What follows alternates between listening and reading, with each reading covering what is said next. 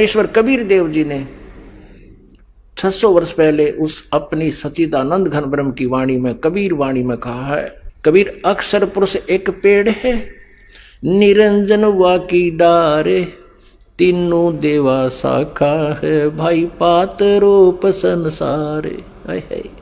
एक के श्लोक में, एक के सेंटेंस में, अमृतवाणी में परमात्मा ने पूरा ज्ञान समझा दिया।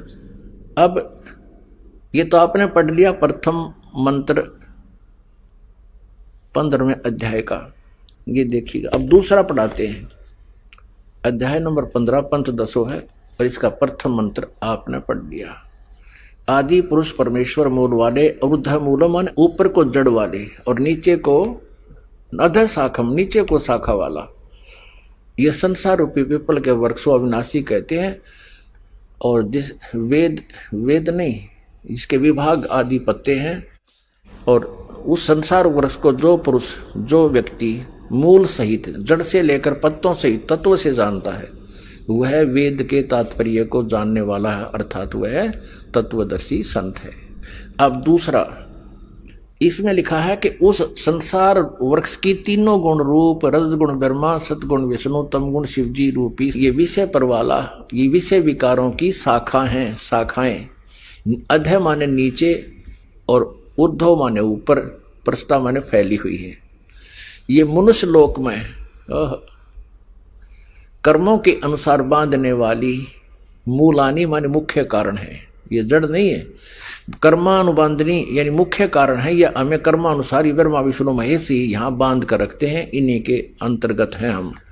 नीचे और ऊपर फैली व्याप्त हैं, सब लोकों में नहीं, पृथ्वी लोक, स्वर्गलोक और पाताल लोक, 3 लोकों को ऊपर इनकी व्यवस्था है।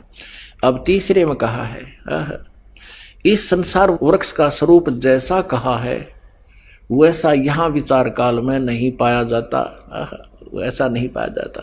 अपने आत्माओं, श्रीमद् भगवत गीता अध्याय नंबर 4 के श्लोक नंबर 34 में कहा है कि गीता ज्ञानदाता कहता है, मैं इस पूरे अध्यात्म ज्ञान से परिचित नहीं हूँ, इसलिए तत्वदर्शी संतों के पास जा, उनसे उस परमात्म तत्व की जानकारी जान जो गीता ज्ञानदाता से अन्य है। तो यहाँ भी उस बात को फिर पुनः दोहरा रहा है कि इस संसार वृक्ष का स्वरूप जैसा कहा गया है वैसा यहाँ विचार काल में नहीं पाया जाता।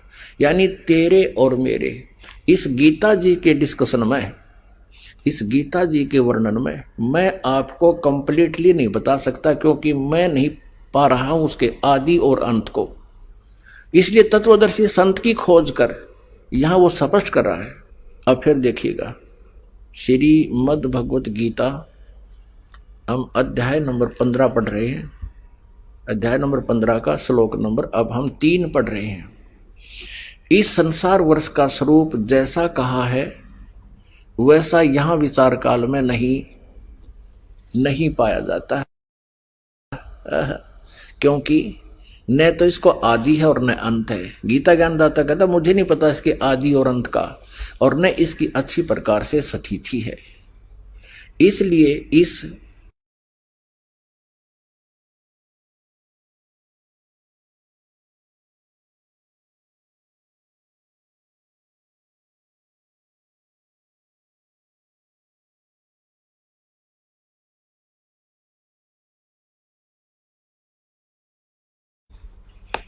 तीसरा स्कंध।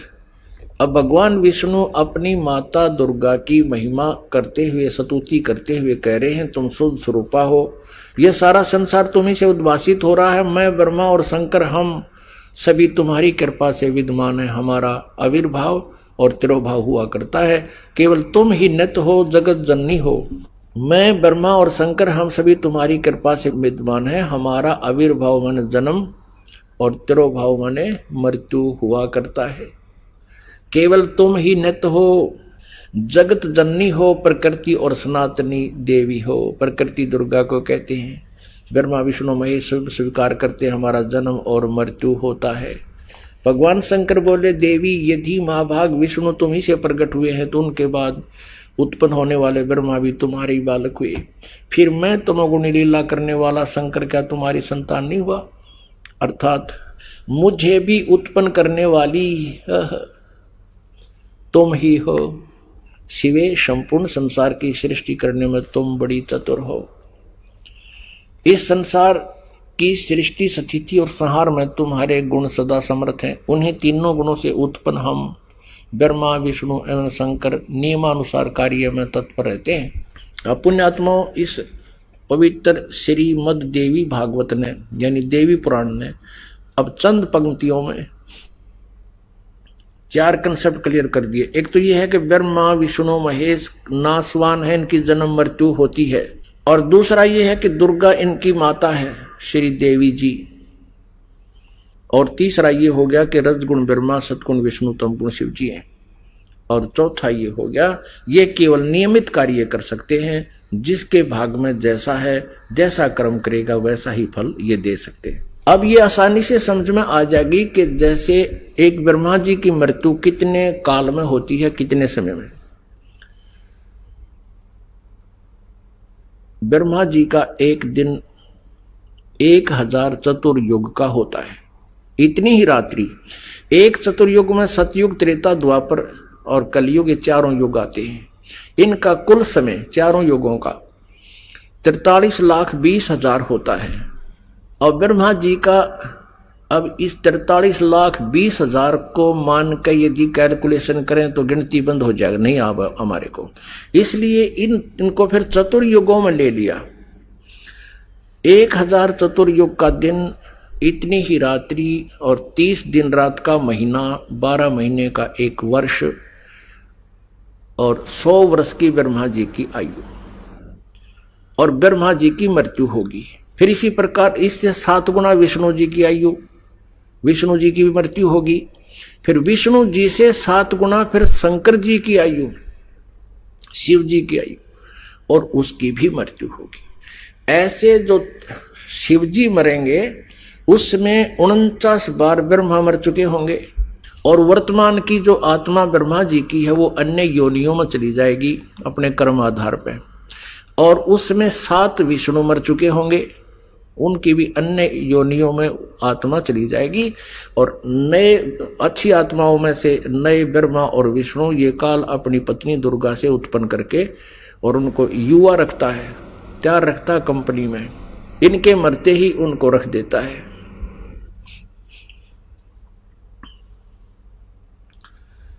और फिर 49 बार विष्णु की मृत्यु के बाद एक तमोगुण शिव की मृत्यु होगी, काल के पुत्र शिव की मृत्यु होगी।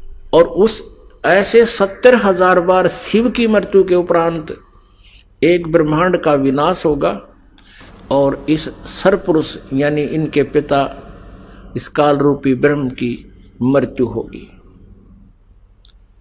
अब ये कहता चौथे अध्याय के 9वें श्लोक में गीता जी में कि मेरे कर्म और जन्म अलौकिक है। अब ये कैसे जन्म अलौकिक है? यहां मृत्यु होगी, मरते समय पूरे ब्रह्मांड में आग लगेगी और दुर्गा भी मरेगी और ये भी मरेगा और सबके शरीर ऐसे जलेंगे क्योंकि इनका शरीर हमारे से काफी मजबूत मटेरियल का है। तो उसमें 11 सूर्य और आ जाएंगे, सौर मंडल में घूमते घूमते एकदम इकट्ठे हो जाएंगे। 21 सूर्य की कितनी होती है और 11 सूर्य और बिल्कुल निकट आ जाएंगे। उसमें इतनी भयंकर आग लगेगी न पटाखे से फूटेंगे, सब पृथ्वी ये सभी तत्व नाश में आएंगे। केवल उस समय इनका शरीर भी काल का यानी सरपुरुष का और दुर्गा का शरीर भी बुरी तरह जलेगा। ये भी हाहाकार मचाएंगे, बहुत बुरा हाल, बुरी तरह रोएंगे। परमेश्वर के विधान अनुसार ये दोबारा सभी प्राणी जीवात्मा किसी की नहीं मरती, दूसरे ब्रह्मांड में चले जाते हैं। 21 ब्रह्मांड है इसके पास और वहां इन दोनों का वहां जाते ही परमात्मा का विधान है, पूर्ण परमात्मा ने विधान बनाया है। वहां जाते ही इन दोनों का युवा शरीर पुनः मिल जाता है, दुर्गा और इस काल का। फिर उसी तरह से फिर नए ब्रह्मांड की शुरुआत ये फिर से करते हैं। अपनात्मा अब ये इसकी जन्म मृत्यु का पता लगा सरपुरुष। अब अक्षर पुरुष इसकी मृत्यु कैसे होती है? जैसे एक ब्रह्मांड का विनाश हुआ 70,000 बार त्रिलोकीय शिव की मृत्यु के उपरांत एक ब्रह्मांड का विनाश हुआ और ब्रह्म की मृत्यु हुई, अक्षर पुरुष की। ये एक युग माना जाता है किसका? अक्षर पुरुष का, एक युग। और ऐसे 1000 युग का दिन, इतनी ही रात्रि, इसमें चतुर्युग नहीं आता। ब्रह्मा जी की आयु कैलकुलेशन में चतुर्युग है और अक्षर पुरुष की आयु की जो गणना करते हैं इसमें चतुर्युग नहीं है, ओनली युग है। 1000 युग का दिन, इतनी ही रात्रि। और इसका प्रमाण कहां लिखा है? गीता जी अध्याय नंबर 8 के श्लोक नंबर 17 में। उसमें चतुर्युग नहीं है मूल पाठ में। इन्होंने अज्ञानता से वहां ब्रह्मण्य का अर्थ होता है बड़ा भगवान, यानी ब्रह्म से नेक्स्ट, और ब्रह्मण्य का अर्थ क्योंकि यहां ब्रह्मण्य का अर्थ अक्षर पुरुष लिया जाएगा क्योंकि यहां आयु की कैलकुलेशन है, इसकी सीमा है, इसलिए ये परम अक्षर ब्रह्म नहीं कह सकते यहां अर्थ इसका। और वहां 17वें अध्याय के 23वें श्लोक में वो परम अक्षर ब्रह्म, उस पूर्ण परमात्मा के लिए ये ब्रह्मण्य शब्द प्रयोग होता है। तो अनुवादकर्ताओं ने 8वें अध्याय के 17वें श्लोक में ये भी यहां भी गलती कर रखी है, चतुर्युग लिख दिया और ब्रह्मा की आयु बता दी। नहीं, अब 1000 युग जो बनते हैं ऐसे एक ब्रह्मांड के विनाश में और एक काल की मृत्यु होती है सरपुरुष की, वो एक युग बना अक्षर पुरुष का। और ऐसे 1000 युग का दिन, इतनी ही रात्रि, ऐसे 30 दिन रात का एक महीना, 12 महीने का वर्ष, और इस प्रकार बने हुए 100 वर्ष की आयु है इस अक्षर पुरुष की। अब इसको अक्षर पुरुष को अविनाशी इसलिए कह जो इतनी लंबी उम्र, इसलिए गीता जी अध्याय नंबर 15 के श्लोक नंबर 17 में कहा कि उत्तम पुरुष तो अन्य परमात्मा इति उदाहरते, यह लोकत्रयमाविश्य विवर्ती अव्यय ईश्वर है, वो अविनाशी परमेश्वर है जिसकी कभी मृत्यु नहीं होती, जिसकी आयु की कोई सीमा नहीं है। इसलिए गीता जी अध्याय नंबर 18 के श्लोक नंबर 62 और 66 में कहा कि अर्जुन तू सर्वभाव से उस परमेश्वर परम अक्षर ब्रह्म की शरण में जा जिसकी कृपा से तू सनातन परम धाम को प्राप्त होगा, शाश्वतम स्थानम, और परम शांति को प्राप्त होगा। गीता जी अध्याय नंबर 15 के श्लोक नंबर 1 से 4 में कहा है कि तत्वदर्शी संत की पहचान बताकर कहा कि तत्व ज्ञान प्राप्त होने के उपरांत उस परमेश्वर के परम पद की खोज करनी चाहिए, जहां जाने के बाद लौटकर साधक फिर कभी संसार में नहीं आते। श्रीमद् भगवद गीता अध्याय नंबर 7 के श्लोक नंबर 18 में गीता ज्ञानदाता ने इसलिए अपनी साधना को, अपनी भक्ति को, अपनी गति को अनुत्तम कहा है कि जन्म और मृत्यु सदा बने रहेंगे, तो भी मरेगा, मैं भी मरूंगा, शांति कभी नहीं हो सकती, केवल उस परमेश्वर की शरण में जाने से शांति होगी। अब परमात्मा अपनी सच्चिदानंद घन ब्रह्म की वाणी में कहते हैं, एती उम्र बुलंद मरेगा अंतरे, क्योंकि सतगुरु लगे न कान न भेटे वो संतरे। एती उम्र बुलंद मरेगा अंतरे, सतगुरु लगे न कान न भेटे वो संतरे।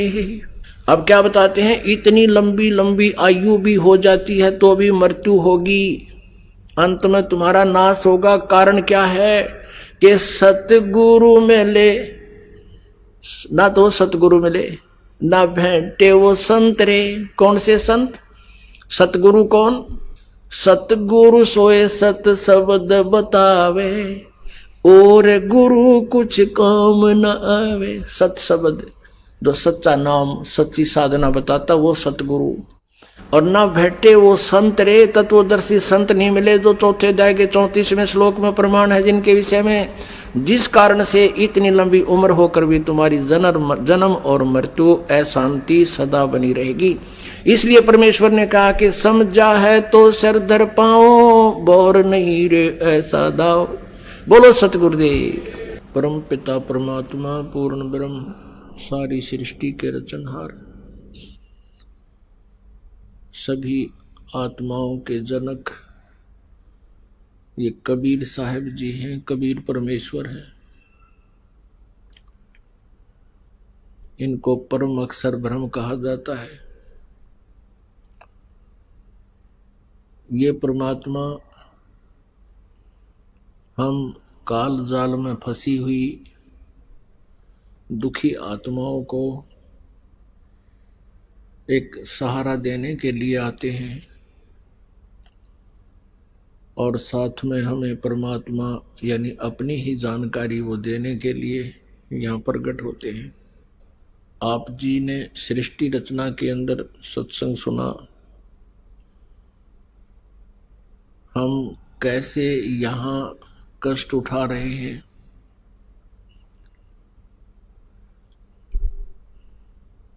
तो परमात्मा आके हमें याद दिलाते हैं। झूठे सुख को सुख कहे ये मान रहा मन मोद, ये सकल चबीना काल का, कुछ मुख में कुछ गोद। कबीर परमेश्वर जी ने हमें याद दिलाया कि तुम इस काल के जाल में फंसे हुए हो और जो तुम्हें यहाँ इस काल ने रोका हुआ है, जिस आधार से, ये आपका झूठा सुख है। क्या बताते हैं परमात्मा? बेटा जाया खुशी हुई, बहुत बजाए थाल, आना जाना लगा हुआ है जो कीड़ी का नाल। पुण्यात्मा, पहले राजा लोग जिनके यहाँ पुत्र की प्राप्ति होती थी बहुत खुशी मनाया करते थे और पूरी नगरी में बैंड बाजे बजवाते थे, शहनाई भेरी बाजा करती थी और राजा के लड़का होने की खुशी में पूरे बाजार में मिठाई बांटी जाती थी। अब उसी तरह की रीस नकल गरीब जनता भी करने लगी। वो बैंड बाजा तो नहीं बजवा सकती थी पुत्र होने के उपलक्ष्य में, लेकिन एक थाली ले लेते थे। हमारे क्षेत्र में विशेषकर थाली लेकर, थाली और उसका डंडी जो कर घंटी बजाया कर स्कूल की न्यों बजाया करते थे। तो उससे ये पता लग जाता था आसपास में कि उनके घर में संतान होने वाली थी। थाली पीटने की, थाली बजाने की आवाज सुनकर अंडरस्टूड हो जाता था कि उनके लड़का उत्पन्न हुआ है। अब परमात्मा कहते हैं, परमेश्वर कबीर जी कहते हैं कि तुम यहाँ किस वस्तु को अपना मानकर उस पर खुशी मना रहे हो। एक व्यक्ति के विवाह के लगभग 12 वर्ष के उपरांत पुत्र की प्राप्ति हुई।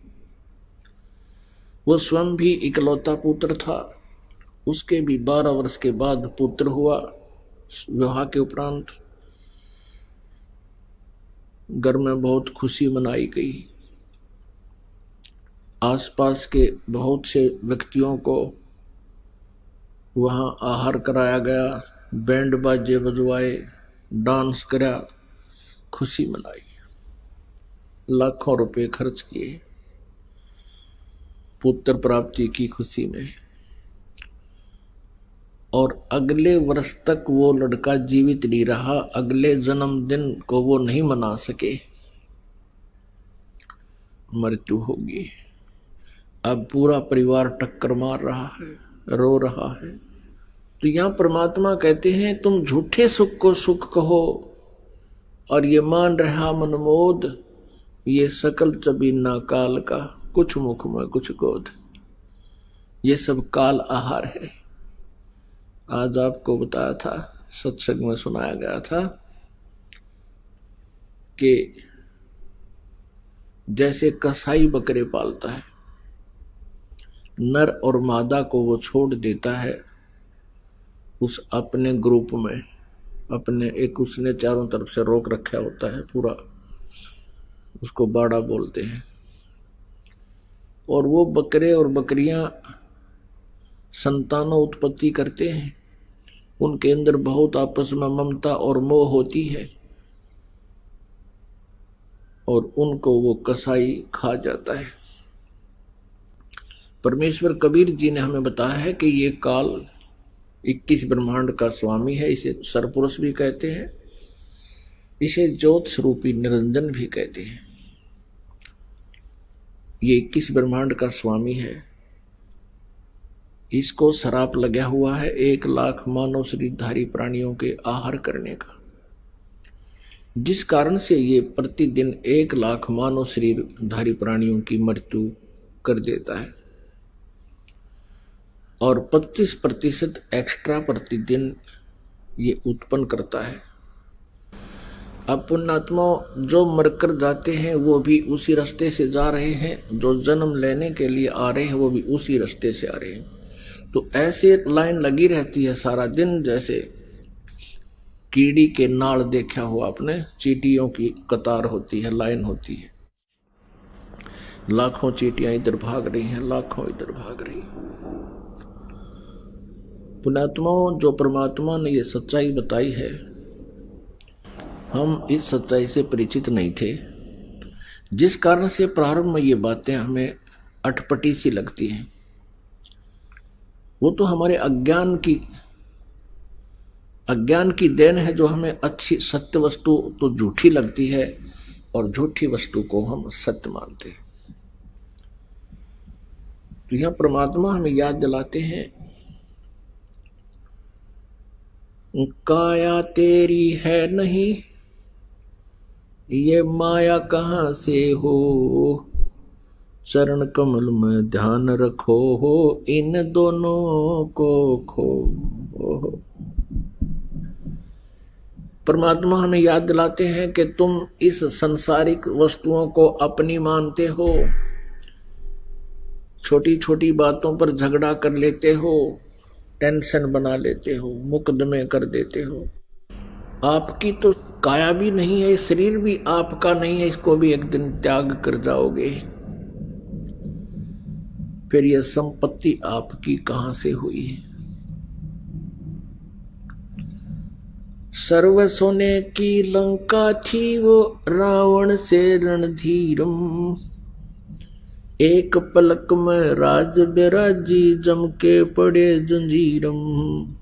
लंकापति रावण ने अपनी नगरी में सोने के मकान बना रखे थे, स्वर्ण के, गोल्ड के, सोने की ईंटें और सोने की गारा बना करके महल बना रखे थे।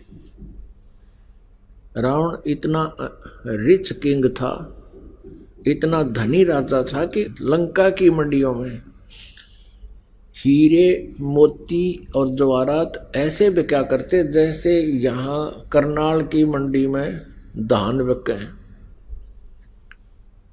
अब ये हिसाब ला लो वो कितना पैसे वाला था। जिस सुख को, जिस वस्तु को हम उत्तम मानते हैं, बहुमूल्य मानते हैं, वो रावण के पास सबसे अधिक थी। और परमात्मा कहते हैं, भक्ति बिना क्या होत है, ये भरम रहा संसारे, रति कंचन पाया नहीं, रावण चलती बारे। कहते हैं भक्ति बिना क्या होता है, ये भरम रहा संसार।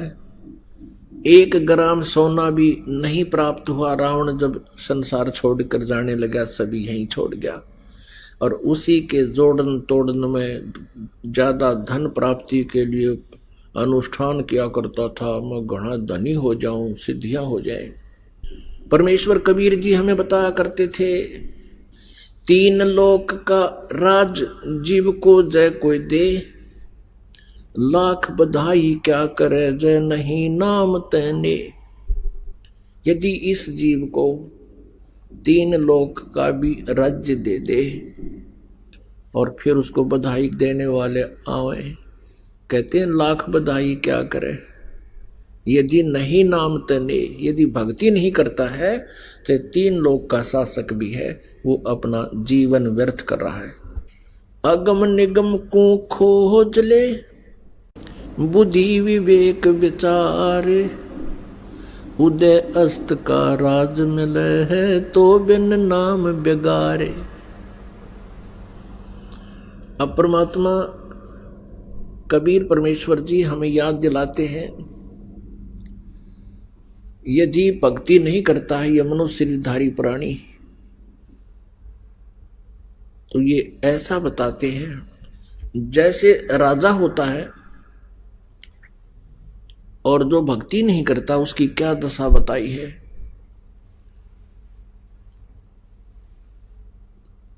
परमात्मा कहते हैं अगम निगम को खोज ले, भविष्य का विचार कर, और बुद्धि विवेक विचार, थोड़ा सा बुद्धि को पर जोर दे करके सोच। उदय अस्त का राज मिले।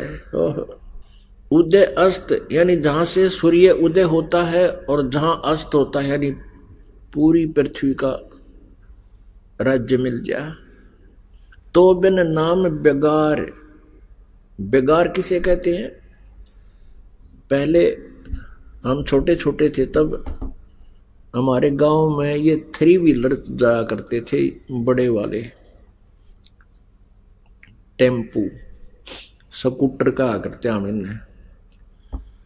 एक स्कूटर जाता था हमारे गांव से लखन माजरा 7-8 किलोमीटर है, रोहतक जींद रोड पे, रोहतक से लगभग 15-16 किलोमीटर है।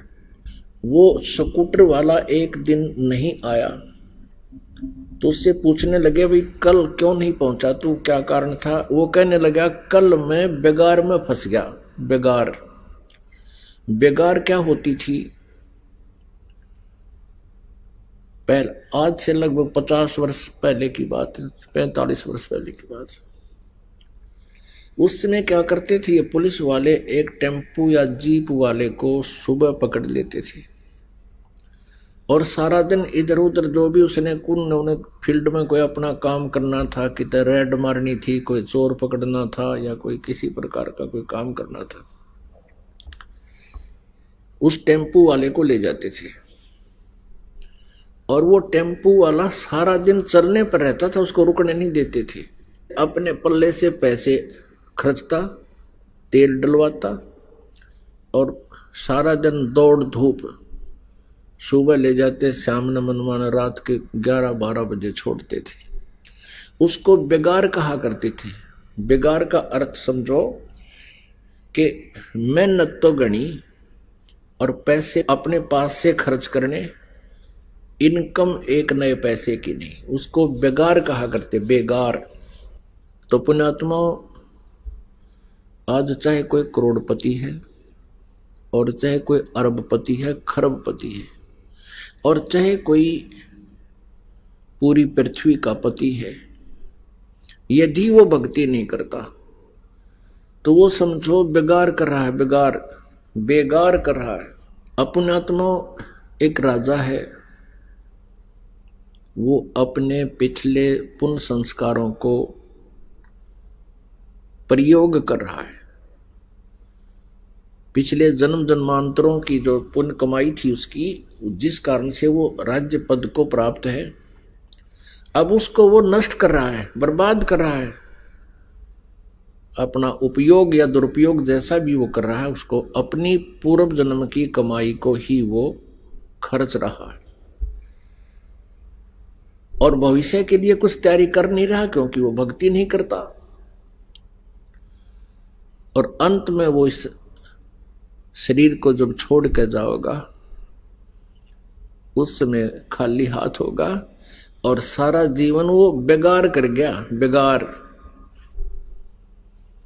पुण्यात्माओं, हम जब तक इस तत्व ज्ञान से परिचित नहीं थे तो हमें ये राजा लोग बहुत बड़े दिखाई देते थे, और आज हमें ये ऐसे नजर आते हैं जैसे बच्चे खिलौनों से खेला करते हैं। क्योंकि परमात्मा आप कहते हैं कबीर जी, कबीर सब जग निर्धना, धनवंता ना कोई, धनवंता सो जानियो जिस पे राम नाम धन होवे। ओह, राम रटत कन्या भली, साकेट भलो न पूत, छेरी के गल में गल थना, जिसमें दूध ना मूत। राम रटत दारिद्र भलो, टूटी घर की छान, वो सुंदर महल किस काम के, जहां भक्ति नहीं भगवान। राम रटत कोढ़ी भलो, चू चू पड़े जो चाम, ये सुंदर शरीर किस काम का, जा मुख नाही नाम। जिह्वा तो वाए भली, जो रटे हरि नाम, नहीं तो काट फेंक दियो, ये मुख में भलो ना चाम। परमेश्वर कबीर देव जी कितनी महिमा बताते हैं भगवान के नाम की और मानव शरीर की। कहते हैं राम रटत दारिद्र भलो,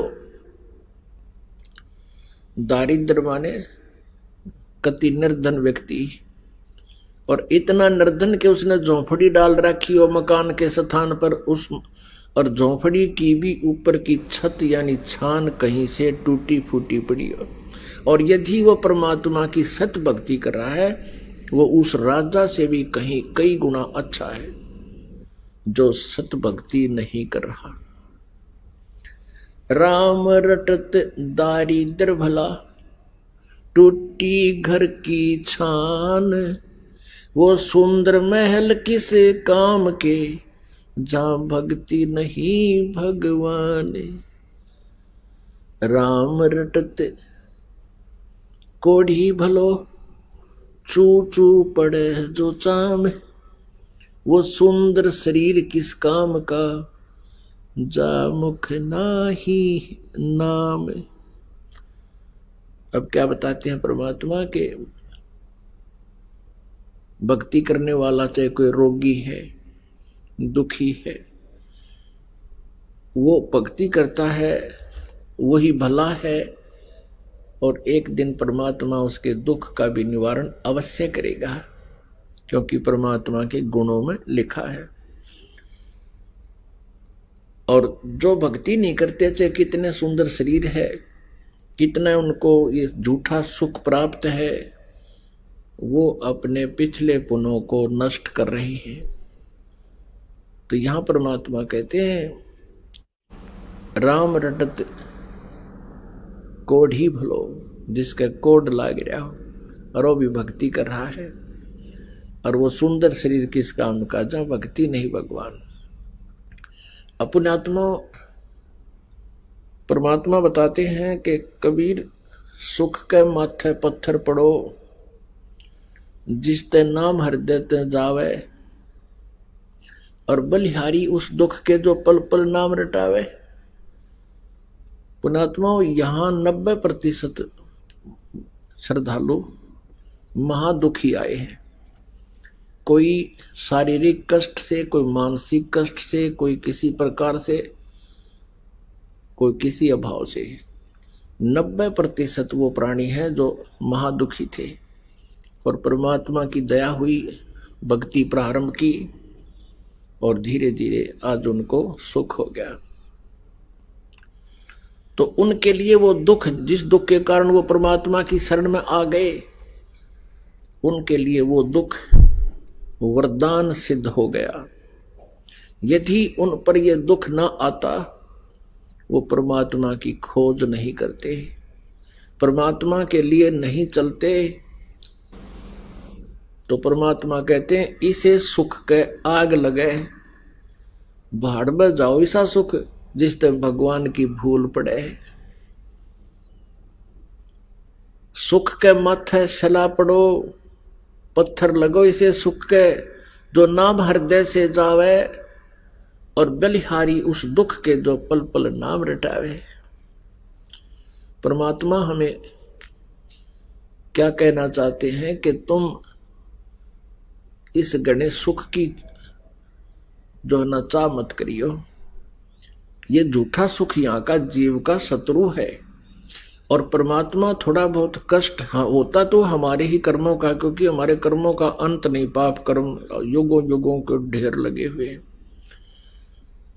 वैसे तो परमात्मा इन सभी पापों को काट देगा, लेकिन थोड़ा बहुत कष्ट हमारे ऊपर बना रहे तो अच्छा है, क्योंकि हम भगवान ना बोले। और ऐसी व्यवस्था प्रभु अवश्य रखेगा। तो पुण्यात्मा, परमात्मा यही बताना चाहते हैं कि राम रटत कन्या भली और साकट भला ना पूत, जैसे बकरी के गल में गल थना जिसमें दूध न मूत। अब देख कितनी प्यारी व्याख्या दी है कबीर भगवान ने कि जो लड़की बेटी, अब हमारे समाज में एक विशेष कमजोरी रही है, अब भी बहुत है, कि हम बेटे और बेटी में बहुत अंतर मानते रहे। हम पुत्र की प्राप्ति पर तो थाली पीटे, बधाई बांटा, बंडा और करा के उद मस्तार दे, नाचों और गाँव, और बेटी हो जा मुंह लटका कर बैठ जाए। हमारी ऐसी व्यवस्था थी। इसका कारण क्या था कि नकली गुरुओं ने समाज में ऐसी धारणा फैला दी कि बेटे बिना मुक्ति हो को ना, मोक्ष बेटे से होता है। और उधर से बेटी की ऐसी दुर्गति कर दी दहेज का कारण बना के। तो हम बेटियों में और बेटों में गणांतर मानने लगे। ये भी हमारी महाकमजोरी और भूल है, क्योंकि हम सारी उल्टी रीति अपना रहे हैं जो हमें दुख दुख दे सकते हैं, सुख नहीं दे सकती। अब जैसे बेटी का विवाह कर दिया और बेटी ने नाम ले रखा है, वो अपने जीवन रूपी सफर में बेटी चलेगी तो परमात्मा उसके ऊपर आने वाली आपत्तियों को खत्म कर देगा, बेटी को दुखी नहीं होने देगा। अब बेटी दुखी नहीं होगी तो माता पिता भी भक्ति ठीक से कर सकेंगे, क्योंकि बेटी दुखी होगी तो माता पिता भी टेंशन में हो जाएंगे। तो इसलिए परमात्मा कहते हैं राम रटत कन्या भली और साकट भला नपूत, और छेरी के गल में गल थना जिसमें दूध न मूत। कहते हैं वो साकट बेटा, साकट उसे कहते हैं जो स्वयं भक्ति स्वयं भी नहीं करे और जो उसके अंतर्गत उसके प्रेशर में है, अधीन है, उनको भी भक्ति नहीं करने देता। अब पुत्र युवा हो जाता है, भक्ति वो करता नहीं, तो उसके जीवन में भी दुख आएंगे, क्योंकि यहां तो सुख और दुख दोनों का मिश्रण करके प्रारब्ध बना रखा है। अब वो पुत्र जो भक्ति नहीं कर रहा, वो तो माता पिता भक्ति कर रहे हैं तो उनमें बाधक बनेंगे, क्योंकि कभी उस पर कुछ आपत्ति आ रही है, कहीं पर कुछ कबाड़ा कर रहा है वो। तो यहां परमात्मा कहते हैं वो भक्तिहीन बेटा, इस प्रकार माता पिता के वजन है उसके ऊपर, जैसे बकरी के गल में एक थन जैसी खाल लटका करती है, ना वो दूध होता उसमें, ना वो किसी अन्य काम आती है। अर्थात फजूल का, व्यर्थ का बोझ गल में लटका हुआ है। तो परमात्मा कहते हैं नाम रटत कन्या भली साकट भला न पूत, जैसे छेरी के गल में गलथना जिसमें दूध न मूत। वो एक अन्य का काम नहीं आता और खाम खा का वजन गल में लटक रहा है, ऐसा वो पुत्र है जो भक्ति नहीं करता उन माता पिता के लिए जो भक्ति कर रहे हैं। अब परमात्मा क्या याद दिलाते हैं, दुख में सुमरण सब करें सुख में करे ना कोई, जय सुख में सुमरण करें तो दुख का हेतु होई। सुख में सुमरण किया नहीं दुख में करते याद, कह कबीरता दास की अब कौन सुने फरियाद। आए हैं सो जाएंगे, राजा रंक फकीर, एक सिंहासन चढ़ चले, एक बंधे जात जंजीर। परमात्मा कबीर देव जी बताते हैं कि मृत्यु तो तुम सबकी होगी, लेकिन मृत्यु मृत्यु में बहुत अंतर होगा। जो भक्ति नहीं करते वो प्राणी, उनकी बहुत दुर्गति होती है और यम के दूत उनको पकड़ कर ले जाते हैं, जंजीरों से बांध कर ले जाते हैं, जैसे पुलिस वाले अपराधियों को बीड़ी हथकड़ी लगा कर ले जाते हैं। और जो भक्ति करते हैं उनको परमात्मा जहाज में बैठा कर, सिंहासन पर बैठा कर ले जाते हैं। इसलिए परमेश्वर हमें याद दिलाते हैं कि तुम साधना करो, भक्ति करो। क्या बताते हैं? आजा बंदे शरण राम की, फिर पाछे पछतावेगा भाई। आजा बंदे शरण राम की, फिर पाछे पछतावेगा। बालू की बीत पवन का खंबा, कब लग खैर मनावेगा। बालू की बीत पवन का खंबा, कब लग खैर मनावेगा। आजम तेरे घटनेंगे रे तू, राम कहने ना पावेगा। आजम तेरे घटनेंगे रे तू, राम कहने ना पावेगा भाई। आजा बंदे शरण राम की, फिर पछ पछतावेगा। काल बलि तेरे सिर पर बैठा, ये बोझा पकड़ ले जावेगा।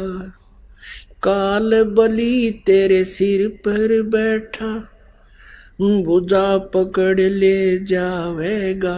मात पिता तेरा कुटुंब कबीला, सारा खड़ा लखावेगा भाई। मात पिता तेरा कुटुंब कबीला, सारा खड़ा लखावेगा भाई। आजा बंदे शरण राम की, फिर पाछे पछतावेगा। धर्मराज तेरा लेखा लेगा, वहां क्या बात बनावेगा। धर्मराज तेरा लेखा लेगा, वहां क्या बात बनावेगा। लाल खंभ से बंधा जागा, बिन सतगुरु कौन छुटावेगा। लाल खंभ से बंधा जागा, बिन सतगुरु कौन छुटावेगा भाई। आजा बंदे शरण राम की, फिर पाछे पछतावेगा भाई। आजा बंदे शरण राम की, फिर पाछे पछतावेगा। दिया लिया तेरे संग चलेगा, या धरा ढक्या रह जावेगा। दिया लिया तेरे संग चलेगा, धरा ढक्या रह जावेगा। कहे कबीर सुनो भाई साधो, करनी के फल पावेगा। हाँ कहे कबीर सुनो भाई साधो, करनी के फल पावेगा भाई। आजा बंदे शरण राम की, फिर पाछे पछतावेगा भाई। आजा बंदे शरण राम की, फिर पाछे पछतावेगा। अब परमात्मा कबीर देव जी कहते हैं कि तुम्हारा ये शरीर इतना वीक है, इतना कमजोर है जैसे बालू रेत, राजस्थान साइड में ज्यादा होते हैं टिब्बा रेत, टिब्बा सैंड बोले उसे, कहते हैं उसकी कोई दीवार बना दे 1-2 फुट की, और वो इतनी कमजोर होती है किसी पशु के पैर लग गया तो गिर जा, वर्षा आवे तो कट के गिर जा, तेज हवा चले उसकी स्कोरिंग होकर के वह खत्म हो जा।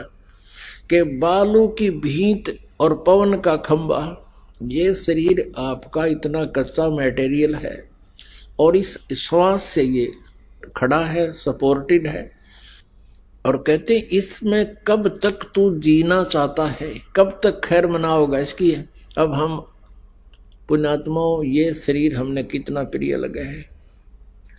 अपनी जीवन रक्षा के लिए कोई रोगी अपनी सारी संपत्ति को बेचकर अपना ट्रीटमेंट करवाना चाहता है कि किसी प्रकार मेरा जीवन बच जाए। अब परमात्मा कहते हैं तू कब तक बचना चाहता है इसमें। अब परमात्मा ये याद दिलाना चाहते हैं इसमें तू कब तक जीवित है, कब तक रहना चाहता है, इसका ये है क्या। हम कभी इतनी सोच नहीं करते, इतना विचार नहीं करते, हमें इतना समय नहीं छोड़ रखा काल ने, हमारे अंदर इतने विकार कुबद भर रखी हैं।